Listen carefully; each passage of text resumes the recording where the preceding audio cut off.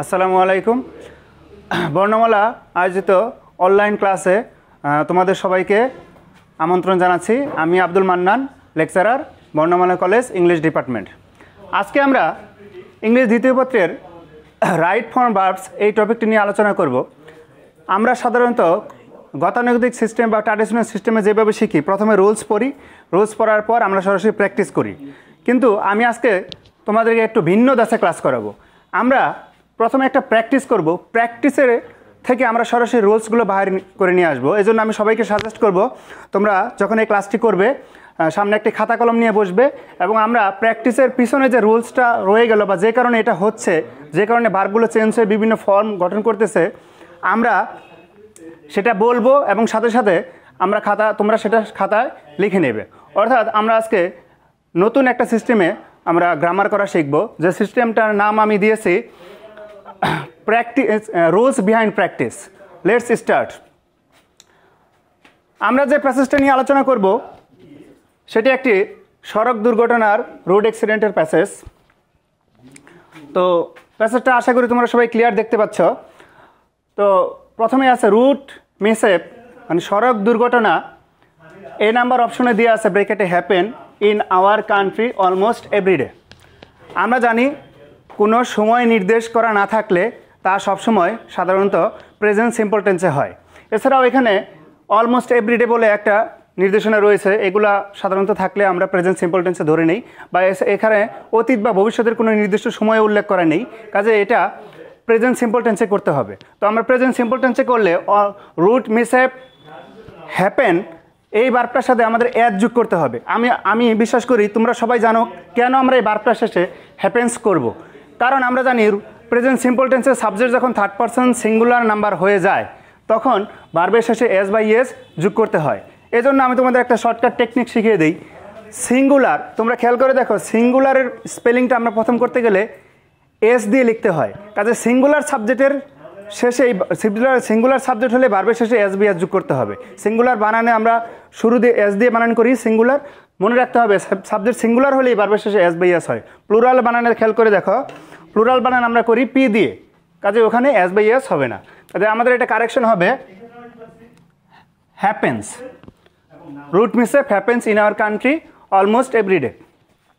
পরবর্তী সেন্টেন্সটা আমরা দেখতে পাচ্ছি রিসেন্টলি ইট ব্র্যাকেটে দিয়ে আছে rise in an alarming rate. আমরা সবাই জানি যে কোনো সেন্টেন্সে রিসেন্টলি, লেটলি, ইয়েটলি, জাস্ট নাও ইত্যাদি ওয়ার্ড থাকলে সেই সেন্টেন্সটাকে প্রেজেন্ট পারফেক্ট টেন্সে কনভার্ট করতে হয়। অর্থাৎ ওই সেন্টেন্সটির টেন্স নির্ধারিত হবে প্রেজেন্ট পারফেক্ট টেন্স। আশা করি তোমরা সবাই এতক্ষণে মাথায় নিয়েছো যে প্রেজেন্ট পারফেক্ট টেন্সের স্ট্রাকচার কী হবে। প্রেজেন্ট পারফেক্ট টেন্সের শুরুতে হবে সাবজেক্ট, তারপর হ্যাভ অথবা হ্যাজ, তারপর ভার্বের পাস্ট পার্টিসিপল ফর্ম। তো আমরা এখানে দেখব রিসেন্টলি ইট, আমরা দেখব সাবজেক্ট দিয়ে আছে, তাহলে এটাকে আমরা প্রেজেন্ট পারফেক্ট টেন্সে করলে সাবজেক্ট থার্ড পারসন সিঙ্গুলার ইট, ইট এর সাথে আমরা ব্যবহার করব হ্যাজ। সিঙ্গুলার বাদে অন্যান্য সকল সাবজেক্টের সাথে আমরা ব্যবহার করব হ্যাভ। যেহেতু আমাদের সাবজেক্ট সিঙ্গুলার, কাজে আমরা এই সেন্টেন্সটাতে ব্যবহার করব হ্যাজ। আর রাইজের পাস্ট পার্টিসিপল ফর্ম হবে রাইজেন। তাহলে আমাদের রিসেন্টলি থাকার কারণে এটা আমাদের কারেকশন হচ্ছে has risen in an alarming rate. C নাম্বারে দেখো, এখানে এই সেন্টেন্সটার মধ্যেই একটা গ্যাপ দেওয়া আছে, সি নাম্বার টেক। আমরা সবাই জানি যে একটা সিম্পল সেন্টেন্সে একটার বেশি ফাইনাইট ভার্ব ব্যবহৃত হতে পারে না। আমরা অলরেডি একটা ভার্ব নিয়েছি হ্যাজ রাইজেন, কাজে টেক ভার্বটা হলো আমাদের এখানে দ্বিতীয় ভার্ব। তো একটা সিম্পল সেন্টেন্সে যদি দ্বিতীয় ভার্ব থাকে, আমরা দ্বিতীয় ভার্বটার সময় সাধারণত তার সাথে আইএনজি করব অথবা তারকে ইনফিনিটিভ টু প্লাস ভার্বের বেস ফর্ম করতে হয়।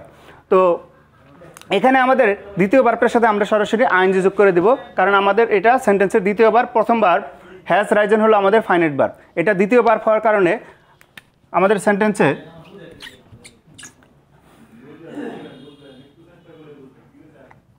এটা আমাদের টেকিং হয়ে যাবে।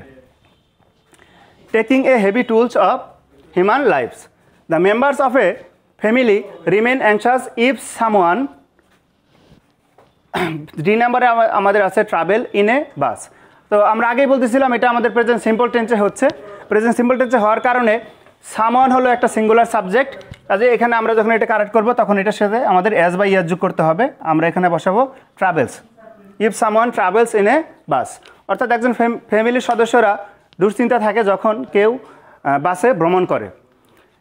তারপরে দেখো in most cases reckless driving, তো আমাদের এই নাম্বারে অপশন দেওয়া আছে কজ।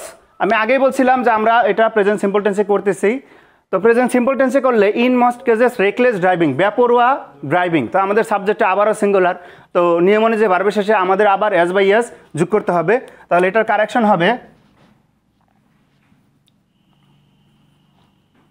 কজেস, আমরা এর শেষে ইয়েস যোগ করবো। In most cases reckless driving causes road accidents, the drivers are in the habit of, আমরা এফ নাম্বারে যে গ্যাপটা দেখতে পাচ্ছি ঠিক গ্যাপটার আগে অর্থাৎ ভার্বটার আগে একটা প্রিপোজিশন আমরা অফ দেখতে পাচ্ছি। আশা করি তোমরা নিয়মটা সবাই জানো, আমি আবারও বলে দিচ্ছি, প্রিপোজিশনের পর যে কোনো ভার্বের সাথে আইএনজি যোগ করতে হয়। অর্থাৎ আমরা যে প্রিপোজিশনগুলো জানি of, at, and, on, by, without, অনেকগুলো প্রিপোজিশন আছে, এই প্রিপোজিশনগুলোর পরে সরাসরি কোনো ভার্ব বসলে সেটা সবসময় আইএনজি ফর্মে বসে। তো এটাকে আমরা আইএনজি করব, ভায়োলেটের সাথে আমরা আইএনজি করলে শেষের ইটা উঠে যাবে, তো আইএনজি হবে ভায়োলেটিং।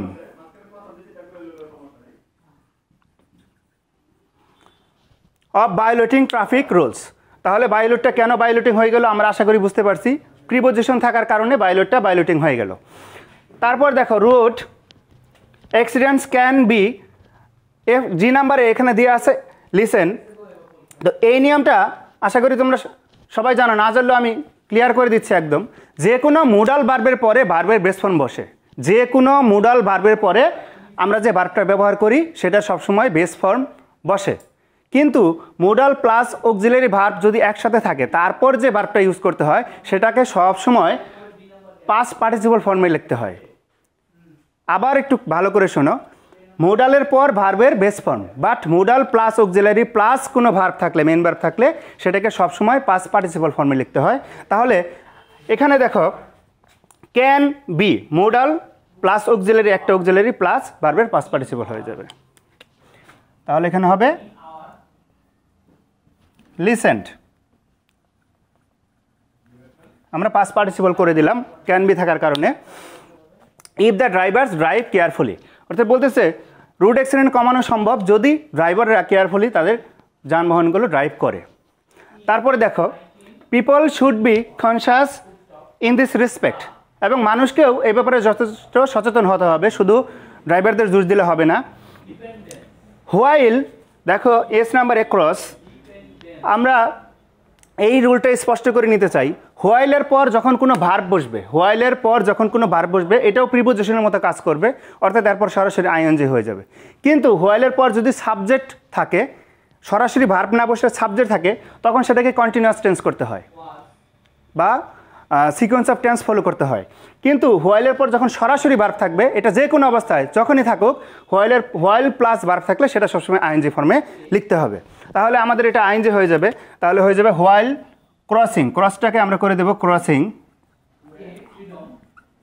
আশা করি নিয়মটা বুঝতে পারছো, হোয়াইল প্লাস ভার্ব থাকলে সেটাকে আইএনজি ফর্মে লিখতে হয় সবসময়। The road they should be careful, অর্থাৎ মানুষ যখন রোড পার হবে তখন তাদেরকে সচেতন হতে হবে। সাম পিপল ট্রাভেল, দেখো এই রুলটা আমরা সি নাম্বারে করে আসছিলাম যে একটা সিম্পল সেন্টেন্সে একের অধিক ফাইনাইট ভার্ব থাকতে পারবে না, একটা সিম্পল সেন্টেন্সে একটাই ফাইনাইট ভার্ব। যেমন আমরা জানি একটা রাজ্যে একটাই রাজা, দুইজন রাজা থাকতে পারে না, ঠিক একটা সিম্পল সেন্টেন্সে একটাই ফাইনাইট ভার্ব। ফাইনাইট ভার্ব হলো সেই ভার্ব যা দেখে টেন্স চেনা যায়। একটা সেন্টেন্সে যাকে দেখে আমি টেন্স বুঝতে পারতেছি এটা প্রেজেন্ট টেন্স না পাস্ট টেন্স না ফিউচার টেন্স, তাকে বলে ফাইনাইট ভার্ব। তো একটা সেন্টেন্সে এইরকম টেন্স চেনার ভার্ব একটার বেশি থাকা যাবে না, সেটা সিম্পল সেন্টেন্স। কম্পাউন্ড বা কমপ্লেক্স হলে দুটা করে থাকবে। তো দেখো সিম্পল সেন্টেন্সে একটার বেশি ফাইনাইট ভার্ব থাকা যাবে না। দ্বিতীয়টা হলে ইনফিনিটিভ করতে হয়, নয়তো আইএনজি করতে হয়। আমি আগেই বলছি। এই সেন্টেন্সটাতে খেয়াল করে দেখো, সাম পিপল ট্রাভেল, অলরেডি আমাদের একটা ফাইনাইট ভার্ব আছে ট্রাভেল, আমরা বুঝতে পারতেছি এটা প্রেজেন্ট টেন্স, কিছু মানুষ ভ্রমণ করে, কিন্তু দ্বিতীয় ভার্বটা ক্লাইম্ব এখানে রেখে দিছে। তাহলে আমরা এটার সাথে কি করব, আইএনজি যোগ করব, কারণ আমাদের অলরেডি একটা টেন্সিনের ভার্ব ফাইনাইট ভার্ব আছে একটা সিম্পল সেন্টেন্সে, দ্বিতীয় ভার্বটাকে ইনফিনিটিভ নয়তো আইএনজি করতে হয়। তাহলে এটা আমরা করব climbing. On the roof of the bus and trains. অর্থাৎ আমাদের দেশে যেটা হয় আমরা দেখতে পাই যে মানুষ সবসময় বাস বা ছাদে ট্রেনের ছাদে উঠে ভ্রমণ করে। Traffic rules must be maintained strictly with a view to. এই নিয়মটা আমি তোমাদেরকে বলবো একদম মুখস্থ করে নিতে হবে, টিএম টানা মুখস্থ করতে হবে। আমরা সচরাচর জানি যে ইনফিনিটিভ টু এর পর ভার্বের সবসময় বেস ফর্ম বসে, কিন্তু ইংলিশে কিছু ওয়ার্ড আছে যেগুলোর সাথে টু যুক্ত হয়ে প্রিপোজিশনের মতো কাজ করে। তাহলে যদি প্রিপোজিশনের মতো কাজ করে, আমি আগেই বলছি যে এখানে যে প্রিপোজিশনের পর সবসময় ভার্বের সাথে আইএনজি হয়। তো প্রিপোজিশনের পর যদি ভার্বের সাথে আইএনজি হয়, যেমন আমরা দেখেছিলাম এফ নাম্বারে অফের পর ভায়োলেটিং, তো যদি এইখানে টুটা প্রিপোজিশনের মতো কাজ করে তাহলে এখানেও আইএনজি হয়ে যাবে, কন্ট্রোলিং হয়ে যাবে। তো কোন কোন ক্ষেত্রে কোন কোন ওয়ার্ডের সাথে টু যুক্ত হয়ে প্রিপোজিশনের মতো কাজ করে এরকম কিছু ওয়ার্ড আমি তোমাদের সাজেস্ট করবো, এগুলো একদম মুখস্থ করে নিবে। তবে একাদশ, দ্বাদশ বা এসএসসি লেভেলের জন্য মোস্ট কমন হলো 3টা ওয়ার্ড। সেটা হলো with a view to, look forward to আর বি ইউজ টু। এই 3টে ওয়ার্ডের ব্যবহার 99% দেখা যায়। এছাড়াও অনেকগুলো ওয়ার্ড আছে, অ্যাডজাসেন্ট টু, অবজেক্ট টু, এরকম 7-8টা ওয়ার্ড আছে যাদের সাথে টু যুক্ত হয়ে প্রিপোজিশনের মতো কাজ করে, আর তখন টু এর পর ভার্ব বসলে আইএনজি হয়। এছাড়া অন্য কখনো টু এর পর আমরা আইএনজি দিব না, তাহলে ভুল হবে। টু এর পর সবসময় ভার্বের প্রেজেন্ট ফর্ম হয়, শুধু এই কয়েকটা এক্সেপশন বাদে। এই কয়টা আমরা মুখস্থ করে নিব, with a view to, look forward to, be use to, object to, accustom to, এরকম 7টা বা 8টা ওয়ার্ড রয়েছে যাদের সাথে টু যুক্ত হয়ে প্রিপোজিশনের মতো কাজ করে আর তখন আইএনজি হয়। এছাড়া সকল ক্ষেত্রে টু এর সাথে আমরা বেস ফর্ম ইউজ করব। তো আমাদের এটা হবে কন্ট্রোলিং,